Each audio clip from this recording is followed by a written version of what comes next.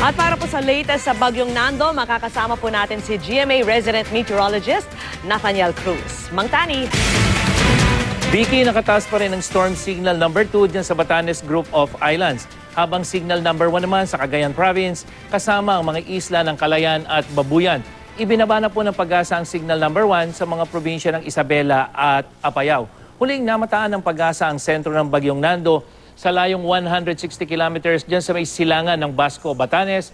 At ngayon ay taglay nito ang lakas na hangin, umaabot na sa 85 kilometers per hour at bugsong aabot naman sa 100 kilometers per hour.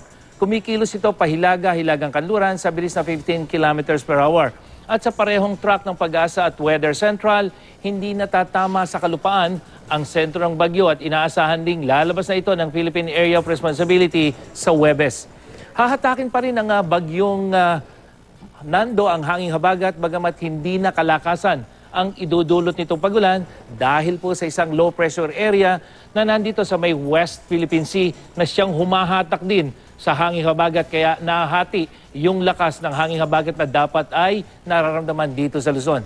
Samantala, asahan pa rin ang katamtaman hanggang minsang malakas na ulan sa Hilagang Luzon bukas kasama na dyan ang Ilocos Region. Samantalang katamtamang pag-ulan naman ang mararanasan sa nalalabing bahagi ng Luzon. Maayos na panahon naman ang inaasahan sa malaking bahagi ng Visayas at Mindanao, maliban na lamang sa ilang pag-ulan, dulot pa rin ng thunderstorm. Samantala, nakataas pa rin ang gale warning ng Pag-asa sa eastern and western seaboards of central and southern Luzon, kaya umiwas muna po ang mga maliliit na sasakyang pandagat. Vicky? Alright, maraming salamat po sa inyo, Mang Tani.